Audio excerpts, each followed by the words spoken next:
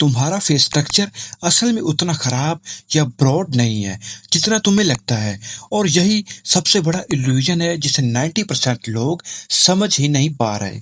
लोग सोचते हैं कि उनकी जॉ लाइन या चीक बोन सिर्फ हैवी जेनेटिक्स पर डिपेंड करती हैं, बट अगर धीरे धीरे हम इन रूल्स एंड प्रैक्टिसेस को फॉलो करते हैं तो हम 1 या 2 हफ्ते में अपने फेशियल फीचर्स को मोर शार्प और अट्रैक्टिव बना सकते हैं। और इन्हीं रूल्स को फॉलो करते हुए आप अपनी एवरेज लुक को एक अट्रैक्टिव लुक में ट्रांसफॉर्म कर सकते हैं।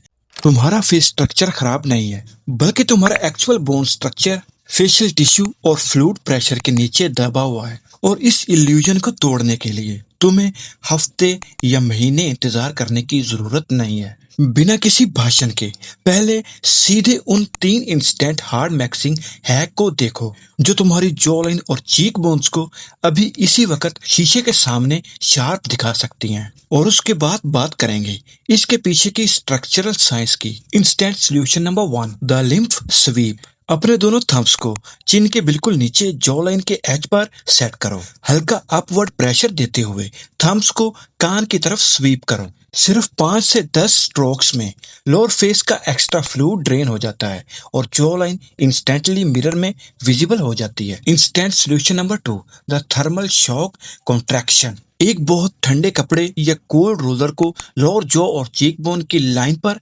15 सेकंड के लिए होल्ड करो। ये इमीडिएट ब्लड फ्लो को रेगुलर करता है, स्किन टिश्यूज को टाइट करता है और इंस्टेंट डी ब्लोटिंग देता है। Instant solution number 3, the 2 mm teething rule.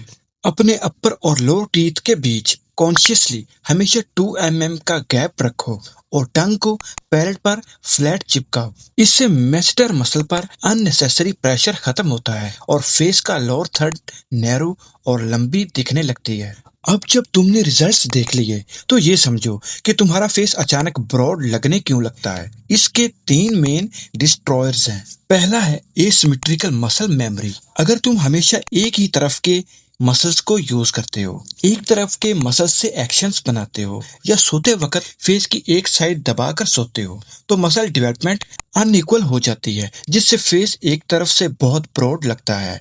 दूसरा है deep submental fluid retention. Face का लोअर एरिया बहुत आसानी से वाटर होल्ड करता है जो जॉ लाइन को कवर कर लेता है। और तीसरा है मैसेटर हाइपरट्रॉफी, यानी हर वक्त गुस्से में या अनजाने में दांत पे दांत रखना, जिससे लोअर जॉ स्केर और बल्कि दिखने लगता है जबकि स्केलेटल स्ट्रक्चर नॉर्मल होता है। तो इन डिस्ट्रॉयर्स को परमानेंटली खत्म करने के लिए इन 2 एडवांस प्रैक्टिसेस को अपने रूटीन में फिक्स करो। Symmetric bite correction. अगली बार जब भी कुछ खाओ कॉन्शियसली ध्यान दो कि दोनों साइड के जॉ बराबर काम कर रहे हो। ये धीरे धीरे तुम्हारे फेस की सिमेट्री को बैलेंस करेगा। Submental toning exercise. अपने फेस को ऊपर की तरफ टिल्ट करो और टंग से ऊपर पैलेट पर जितना जोर से पुश कर सकते हो उतना करो। फिर स्वालो करने की कोशिश करो। ये नेक के ऊपर के लोअर टिश्यूज को टाइट करके डबल चिन के इफेक्ट को गायब करता है, जिससे साइड प्रोफाइल रेजर शार्प दिखती है। लेकिन याद रखना, हार्ड मैक्सिंग का असली रिजल्ट तभी दिखता है जब तुम इन रूल्स को फॉलो करते हो। Rule number 1, consistency over intensity. सुबह उठते ही जब फेस सबसे ज्यादा ब्लोटेड होता है तब ये रूटीन सिर्फ 3 मिनट के लिए करो। रोज करना जरूरी है। Rule number 2, don't aggressive. जल्दी रिजल्ट के चक्कर में फेस पर बहुत ज्यादा जोर से रब या प्रेशर मत करना, वरना स्किन टिश्यूज में स्वेलिंग या जलन हो सकती है।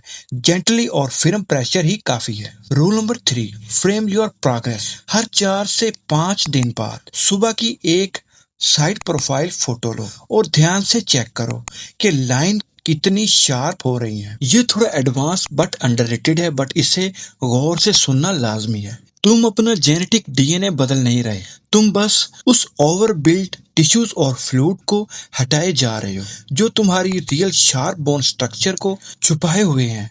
और याद रखो कि